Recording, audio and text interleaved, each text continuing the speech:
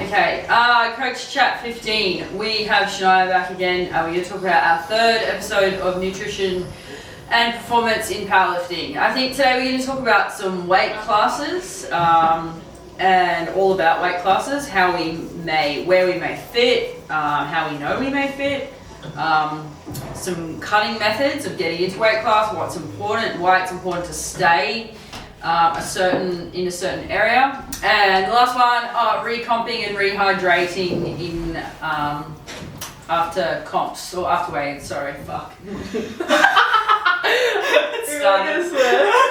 Not swearing. The last one was full of so much swearing. We couldn't even get 1 minute out without swearing. It's bad. So unprofessional. Who cares? Alright. So let's talk about weight classes, because sometimes it can be a bit of a touchy topic in terms of weight class, how an athlete views himself, worried about getting weaker, if worried about being weaker, if they're sitting in the middle of a weight class, because sometimes the athlete forgets that powerlifting is a long game. Yeah. And the people who are on the platform for nationals, who this year, a lot of them, especially the men, have been training for that for so long. Yeah, definitely. In a weight class or moved weight classes and stuff like that. So when you're working with someone and what do you look for when you're deciding or helping them decide what weight class they should aim for being in now and in the future? I guess there's a few things that we can look at. Starting would be just where they sit naturally. So like where you sit naturally, or like where you sit comfortably, where you don't feel restricted, or you're not feeling like hungry all the times, like things like that. Those factors will play a role. I think, and then would also determine sort of, I guess, like how old we are in the sport and just like biological age. And like what experiences they've had with competitions, past experiences they've had, like a poor performance due to like a certain weight they've cut down to, heaps of different things. But it's also just like tackling it in the right way, and that's obviously like the role of both like the nutrition coach and the coach themselves. Because it is a touchy topic. Like especially for females, because we have hormones involved, and I've been through phases where I've cut for comp and I felt like shit. And some people don't mind feeling like shit, and other people do mind feeling like shit. So there's all those biopsychosocial factors or social factors around, around making weight and around sitting at a weight to perform. Definitely, I think one of the biggest things would be that I think looking post-comp, what happens with someone's body weight is usually the best indicator. If post-comp, it's the same as strength training and like programming, like post-competition and like having like a take a week, we create this new baseline. It's very similar. It's the same thing with food. So if people are post-cutting and post-competition, and their weight is like, they pretty much maintain that weight, I guess, like that they competed at for like 2-3 weeks, but they're eating like, I guess, like a higher end of like their calorie range, then that's an indicator to me that we can stick to where we are. So like within the strength training and like the training side of things, and then the food, we've created this new baseline, and we're not trying to undereat and we're not overfueling either. If they immediately increase to like, if you use myself for example, if I was to compete under 69 and then I immediately went to like 73, 74 kilos, I'd be like, okay, you need to go 76. Because that's where I naturally want to sit. That's where my body comfortably wants me to get back to straight away. That's where it's where I perform, things like that. So looking at what happens like straight away post-comp can give us a lot of information whether they're in the right or I guess like the wrong weight class, and then having that conversation is something that you can look at doing. Definitely. I think if they're a really young athlete and like you said, it's powerlifting's about long term. Okay, we're in it for the long haul. It's not like a short, sharp 1 year of training and we're going to become a world champ kind of vibe. It's not really what happens at all for anyone. Even if you're a genetic outlier or freak, it's not going to happen. I think that if they're quite young and they have a whole heap of room to grow, and they're sitting sort of like in the middle of 2 weight classes, push them up. Just like get them to go up. It's long term. They're gonna build there. They can sit heavier. And just like build muscle across the board. And that's I think one thing that people forget is muscle moves weight.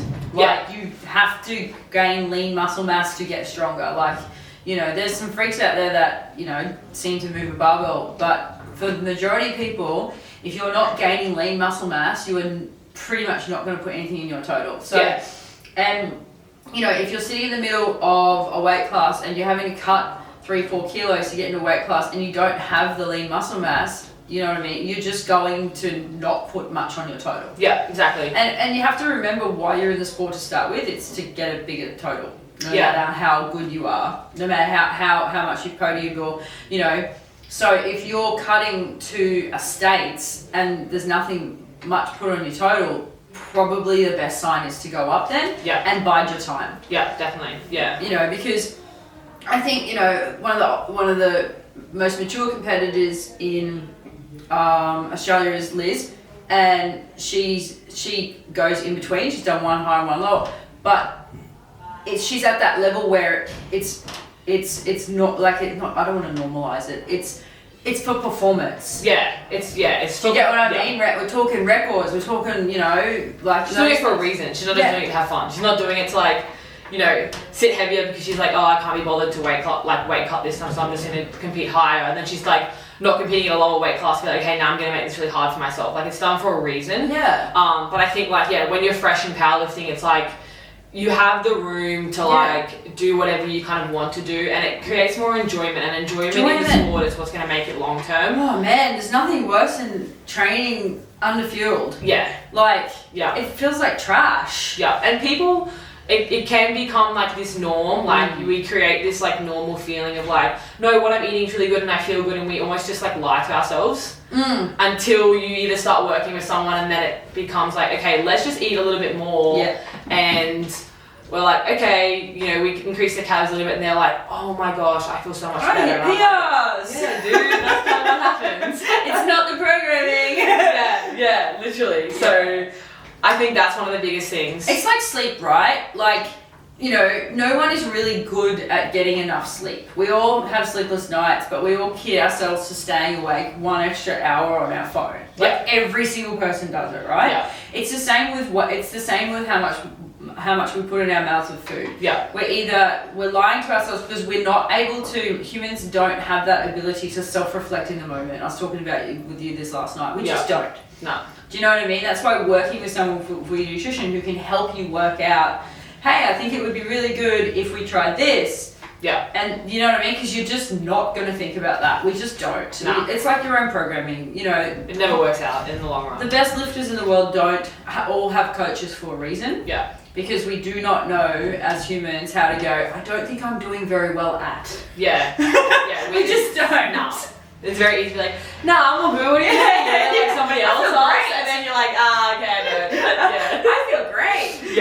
And I think the thing with nutrition is, and it's very similar to programming, is one small change can make such a difference.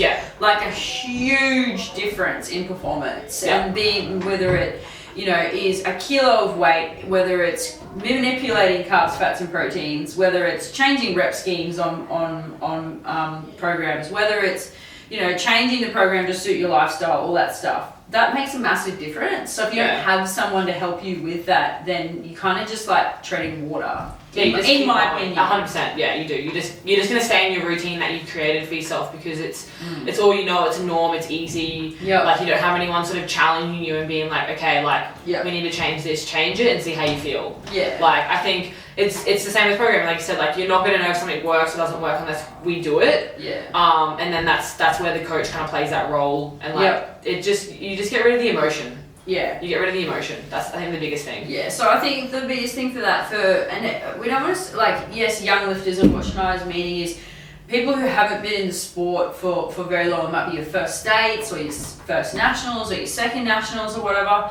If you want, when it's that, you want to enjoy it. Yeah, that's the biggest thing with Worlds. I remember I saw a comment like on some lifters' first appearance at Worlds. They were the top of their weight class now, but their first appearance of Worlds came like 14th or 15th. Like, that's normal. It's not normal to be in a sport like this, which is longevity, to podium straight away when the competition is as strong as it is at the moment. Yeah, which is a normal strength for a competition. Yeah. You know. And I think touching on that, like if you are a new lifter and you're in the right weight class, you know, and like you know you are, or you are cutting but like you're getting no negative effects in terms of strength and performance day, then like do it, and you can get stronger in that same weight class. Like that's fine. That's an indicator that like, okay, like you are in the weight class, the right weight class. Right now, we might not need to move up or move down. Yeah. So just like keep getting stronger and just like keep chipping away at like your total, like you've said, and it's going to be fine. And like work with the coach who can, you know, like manipulate accordingly, I guess, during an off season, so that you are kind of capitalizing where you can and where you need to, and then I guess giving you a good experience at weight cutting into a comp, and you're not sort of like traumatized from having a really bad one. What was I going to say? I was going to say something. Oh, so if you are someone who may not have someone look after their nutrition, and they're a bit sitting in between weight classes or whatever, and not sure where to go, what are some negative effects that you've noticed or you see with people when it comes to they're not fueling correctly? I guess the biggest one would be like just not recovering. Yep. So if we're going to be fatigued, I guess, from training. That's the point of programming, especially depending where you are in a block. But if you really feel like you're not recovering and it's like pretty similar from like week 1 of a block through to week 6, let's say, it's the exact same. Don't like get stronger in the block. Like that's a big indicator. Yeah. If you're someone who has like muscle cramping or muscle soreness like all the time, or like during I guess like specific lifts, whether it's on comp day or just like during a training session, like that would probably be another big indicator. They're probably the top 2 indicators, I would say. Cramping after you've weighed in on the weight. Yeah, cramping after you've weighed in. If you're hitting numbers in training and not hitting anywhere close to them on comp, I think you've got your programming coaching sort of. Yeah, like things like that. Like if you're, obviously when we're on comp day, like we're not trying to reach, we don't have to try and reach significantly, but I think if you are kind of losing a fair few kilos off of like a training total that you've hit, for reasons that are not just like, okay, you and your coach decided not to push, and that was the goal. If it's for reasons to do with like strength and performance on the day, then that's another big indicator as well. Just being unhappy. Yeah, if you feel hungry all the time. Not getting through your sessions. Yeah. Like not getting through your sessions is a big one. Like finishing a powerlifting session and going, I feel really flat and tired. Like a big SBD day, you'll go out feeling like you trained and stuff and feeling tired, but not like your CNS is burned. Yeah, no. So it's when you get to that point where your CNS is burned and you're like, I physically feel weak at the end of my session, you have not fueled yourself correctly for that session. Or people who like start a training session and they're like, I feel flat or depleted. I'm like, okay. I'm like, cool, maybe, you know, and there's like definitely things that like, that's not like, we don't have to be like that reactive. It's very similar to programming. Yeah. You know, we can give it like 3 weeks where we try and change a few things and manipulate, I guess, like the structure of your food and where you're having things and I guess like what you're eating. So, you know, if people are having like, if they naturally eat really well in like whole foods, or if they're just eating processed stuff to get calories in, what can we change in that to see first? But usually they are signs that it's like, okay, we might need to go up and get a little bit heavier. Definitely. And lacking sleep and hormones. That's a big one. Huge. So like, for me personally, when my sleep's lacking, that means I'm not recovering.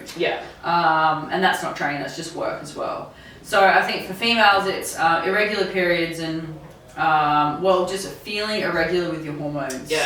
You can feel it, you know. We should know. Yeah, we know. I know. Okay, cool. So there's different methods in weight cutting. Obviously, we've got water loading and food manipulation.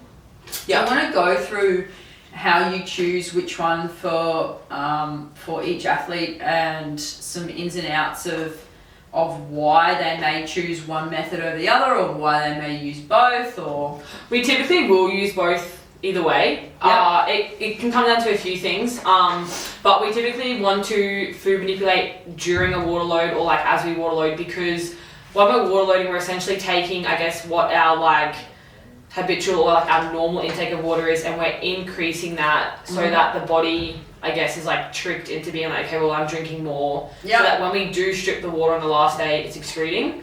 Or like during it has to excrete more anyway naturally.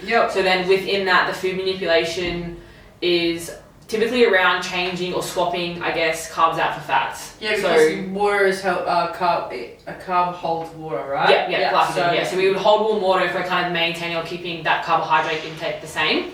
But we also don't need to put something into a deficit, so that's why we swap it out for fat. So I guess like the calorie ratio for carbs and fats is different, which means if we swap it correctly, essentially someone's total calorie intake should be staying the same, but the actual macronutrient split down is different.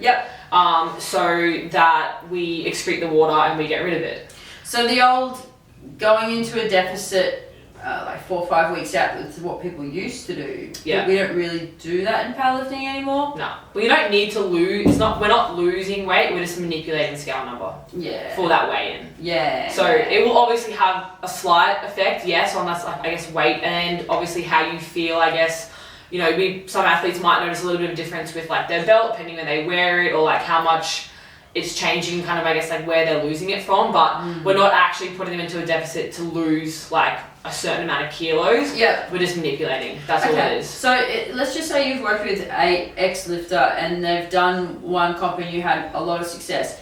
Is this a rinse and repeat like it is for, like if I keep someone and it works really well, I'm not going to change anything, I'm just going to rinse and repeat and see if it works again. If it works again, great. So at some stage it may change and may run out. Is that like that, those effects? Is it the same with weight cuts? Yeah, pretty much. I mean, it's the same with like training. There can be external factors that will play a role. Like I'll use myself as an example, but after not making weight for Queensland States and then doing a trial one with my coach prior to ACT States. We pretty much just rinse and repeat the exact same thing. And I essentially weighed in exactly the same. So what happened? Did you guys come up with? My coach Brian essentially said that, so when you water manipulate and we load first, when you cut it, you can either cut it to less than someone's normal intake, or you can cut it back down to the same normal intake. And the first time we did it, we went to below what my normal was. So instead of 3 liters, we went all the way down to 1.5. Oh, so your body held on. So we're assuming that my body just sensed the change, which meant I essentially stored overnight instead of losing as I trended throughout the week. So it just sensed it early, essentially. So something that I then looked out for when we did the trial one was looking at whether I actually increased in body weight when I started the water load and I was still on, I guess, like normal calories, because technically I should have increased because my water's gone up and my carbs are the same, that glycogen and what I'm holding is going to be higher. And it did, so I actually increased in body weight at the start of the water load. And then as we manipulated accordingly, I dropped off and then it just like stripped. So holding on to that data, now you'll know for nationals that this is how you respond. Pretty much, and everyone responds differently. So for me, I guess, I don't know if it's a male and a female thing yet, but for myself, I increase and then I sort of drop slowly as the day goes on, whereas some athletes who will just, I've got a few myself who will just maintain the exact same no matter what we're doing. And then it'll be that last day and everything just strips and then they make weight and it's fine. So everyone responds very differently. Super important to understand that, hey, because it's really, once you have that data, it's the same as a peak and a taper. Once you have that data and you know that you work with someone, it takes the stress away. 100%. Do you know what I mean? Like, you know, if you understand that you can keep rinsing and repeating it and then you'll know that it works, because like I know me, if I'm stressed, I'm holding weight. Simple. And someone can ask you and be like, are you stressed? And you're like, no, I'm fine. But like internally, you're like, internally you're freaking out about like whether something's gonna like work or not. It's so common. So I guess that's why we sort of do both water and food manipulation. We need, I guess, like both aspects of it. Unless, again, you're an athlete who's maybe done one or the other and you know that it's worked, you're just going to rinse and repeat that and that's fine. So what are the big Like, why the change away from the traditional deficit?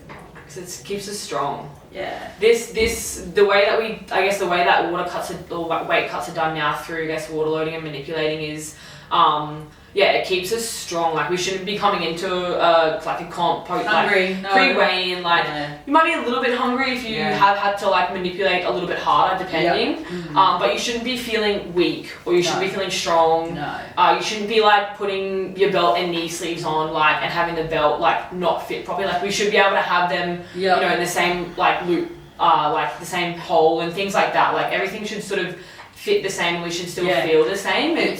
Yeah, I remember, because I've been coaching for years, I remember the old method of dehydration and downing calories, and the lifters would do their first squats and look quite tired and then not bounce back until after squats. But this year, since working with people like yourself and Brian and Kedrick and seeing the bounce back, how quickly you guys can put food back in and rehydrate, and you guys your muscles just get full straight away again. Is it, from my point of view, watching it as a coach is insane. Especially Sam's at States. I've seen him, because I've coached him for 5 years, go through deficits and then rehydrate, and it make you be slower, and then do the method. The first method was with Brian was okay, but at States was phenomenal. The best, fucking phenomenal. I cannot believe, because I look at him every day, how big he just got in 45 minutes. Again, it's because we're not actually we're not losing weight. With him, I know, because I still watch him all the time. If his torso gets smaller, game over. His torso actually got bigger in the space of half an hour, and I was like, holy shit, you've Hulkmaned again. And I was like, wow, okay, it's on. It's because we're not actually we're not trying to lose the weight. We're just manipulating that number to see what we need to see on that scale for that 2-minute weigh-in, literally 2 minutes, and then just recomp. The first one was good, Nationals was good, but then they really got it right. And I think that's one thing to understand it's the same, and where powerlifting, when you really understand block progression and peaking and tapering, that weight manipulation is exactly the same. It's just all timing, and when you have someone to help you with that timing, performance just goes through the roof. Timing and understanding, obviously as the athlete, we get better as we go too, because through the food manipulation side of things, we're essentially decreasing the total amount of weight of food that we're eating. So instead of eating voluminous whole foods, vegetables, salads, fiber, all this stuff, we're manipulating that to change it to more caloric, energy dense food. So it's a bit more processed, but then it's you get better at sort of what you eat during that food manipulation, which will make that recomp probably a little bit easier too, and make the cut a little bit better as well. So you get better with what you want to eat during that period of time as well. Let's just say you've weighed in post. So you've done your comp, you've weighed in, you're all good, and you're recomping.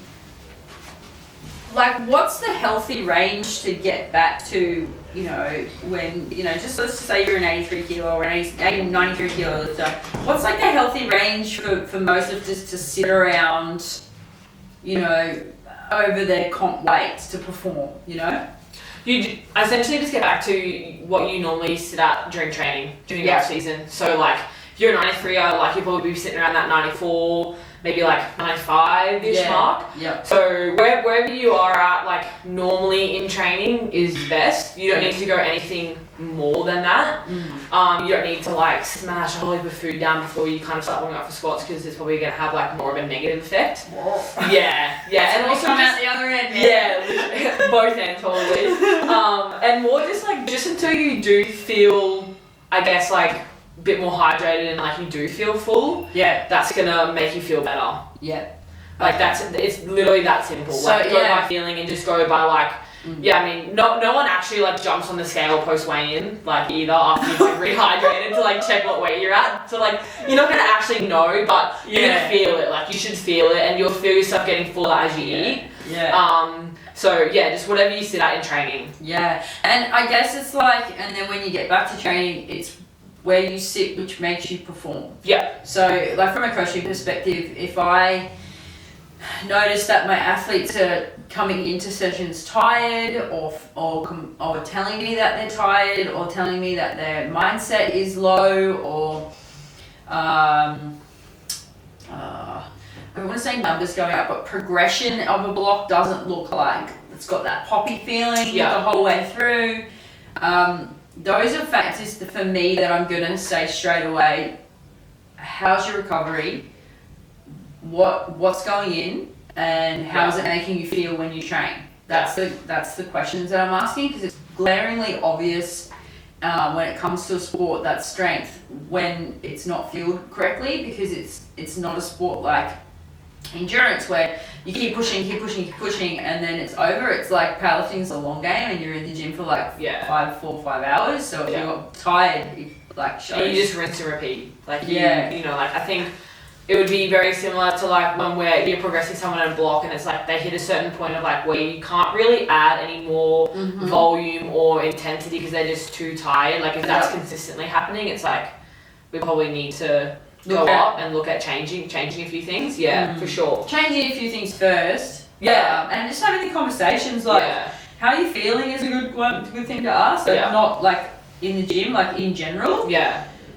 Because you know if it not eating or not fueling correctly, and then recovery not being well, it's the sleep that really gets affected first. So if sleep is all over the place, you can think, you know, 6 hours, 5 hours, 4 hours, 7 hours, 8. Like if it's inconsistent, 100%. Definitely. I always like to say too, like, I mean, not that a lot of us have holidays, but like if you go on holiday, right, and like you're obviously not working, and we're not doing as much, we're not overstimulated in terms of like whatever job you're in.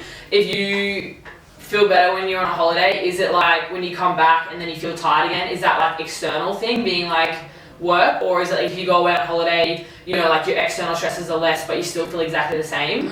Compare it to things like that, like to like when you've either been in like this relaxed state of mind and you like, did you feel better or did you just feel the exact same? Exactly. As well, like things like that. Exactly. It's so much funner to train when you feel good too. And like train and push everything. Like you can have a goal, like, okay, yes, we're powerlifters and it's like SBD, but you don't get fucking strong off SBD. Like that's just like technique work, and that's like getting better under like heavy loads and like blah blah blah. That's a whole other conversation. But like, you know, when we're training and like we feel strong, it's like, I don't know, push your accessories, like have stupid PR That's how goals. you get stronger. Have PR goals for your accessories. Fucking accessories, guys. Yes, like if you're not feeling strong enough to like even push your accessories, that's a huge red flag. Like, you know, I like that's one big, like that's the biggest thing that made me stronger. It's just like maxing out on my accessories. When I do, you know what I mean? Like who cares? Attention females. Yes, it made it.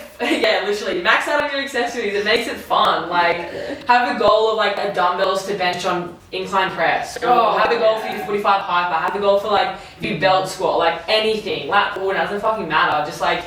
That's when you know that like you're fueling properly and you feel good, it's fun, like everything becomes like this. I mean, life's a competition in my opinion, but like everything becomes everything. I'm gonna beat you. I'm the kid that like flip the table playing Monopoly and like get what I want. But like that's what makes it fun. Client base is full. Literally. But no, like that's like an indicator of like when you know, okay, I'm actually fueled properly and I feel good and it's like having fun. Definitely. Okay, so weigh in, you've made weight, you're a new athlete, you're not sure, what's 5 things you're going to tell to this new athlete to do post weigh-in and keep doing during the comp so they hit their 3rd deadlift? Because there is, like, honestly, fishing rod for conventional. Every single lifter, if they have not fueled correctly during a comp, that 3rd deadlift is fueled with ammonia and back slaps, and their eyes look like they're drooping out of their head, and they've got nothing left, and it's just like pull. Okay, what to do? So, like straight off the bat, I guess like post weigh-in is have some form of like Powerade water combination salt to just sip on and drink slowly. So that like you're rehydrating, I guess, like through liquid, and then just have a post-meal weigh-in that can be whatever you like, something that you enjoy because it makes it easy to eat, but we just want it to be probably like about like, 40% of like your carb intake. I want to say like 30% protein and like 10% fat. Yeah. So like, because if you eat too much fat, you're gonna shit yourself. Don't do it. I've seen it happen. Krispy Kremes, man. This dude ate Krispy Kremes once and it came out the other ends. Just like, and it can be whatever you enjoy. So like, I like to stick to what I always eat, which is either like, because especially depending on what weight class you're in, in the morning it's like probably more breakfasty food. So in the morning it'll be something like eggs and English muffins, which is just like basically protein, carbs, and like a little bit of fat. Or like oats, and I'll just like eat it slowly. Yeah. Eat it like I'm eating breakfast. Take yourself like half an hour to eat it. You don't have to like rush the food. If you're in the afternoon session, like I was for States, Steve and I actually just got takeaway fried rice, and it was the best fucking thing. So we didn't even make it. It was just there ready to go. So you can have like something lunchy. That's the exact same thing. So fried rice doesn't have too much fat in it because it's just a bit of oil over the rice. Yeah. It's like if it's just cooked in a bit of oil, that's fine. I guess the fat would be the sugar and the fat thing. That's why. Sugar and the fat, artificial. If it's artificial, where if it's like cooked in a little bit of fat, that's fine. It's also good sodium, like not too much, but enough that it's gonna help, I guess, like bring that back as well. But yeah, I guess like those like the ratios, and just make that fit into like whatever is going to be enjoyable for you. Yeah. I know I've seen people who just have like rice and pasta and soy sauce, and like that's boring in my opinion. But it's like, look, it's going to do the job. It's carbs and it's sodium, but like I cannot think of anything worse. So it's just everyone's different. It's whatever you enjoy as well. Yeah. So that makes it easy to eat. And if it's a big comp, if it's your first comp, you're going to be it's going to taste like shit no matter what you eat, because your adrenaline is going to be really high, you're not going to be hungry, you're going to be pretty stressed out, so just force it. Especially if you're anxious. Yeah, that's what I meant. You're probably going to like, I can't do this. Just force that shit. Yeah, force it. Look, if you really want to, like, I'm not a fan of liquid calories, I've said that before, but smoothie something, like that's fine, because then you're just kind of sipping on it at the same time. But they're sort of your best options, and then just keep everything the same. So like if you have bananas, if you have Powerade, if you normally have lollies, if you have things like that, like just like don't eat anything that you like wouldn't normally eat. Because it's just a training session. Yeah, it's just everything the exact same. It's just a training session, and if you're worried, if you don't work with a nutrition coach and you're worried about your weight, just get one. If you're serious about wanting to improve. And with that nutrition coach, if you're worried about your weight, do a trial run. Yeah, don't start with them 6 weeks. No, that's can't do anything with that. It's the same with me. Yeah, communicate. Do a trial. Trial will only cut to fine. It's not gonna. If you're doing it right, it's not gonna affect your performance. If you're training correctly and you do a trial run before your SBD day, and you take your SBD day like a training session that you're supposed to take, it is legitimately the same as getting on the platform. Yeah, 100%. Yeah, when I did the trial run with Brian, we did it.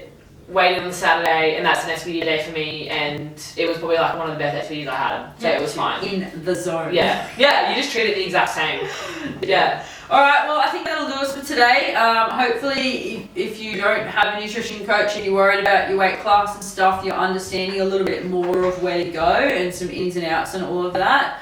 But as we said, working with someone is super important, or just getting advice from someone who is knowledgeable in the area is super important, just like your programming.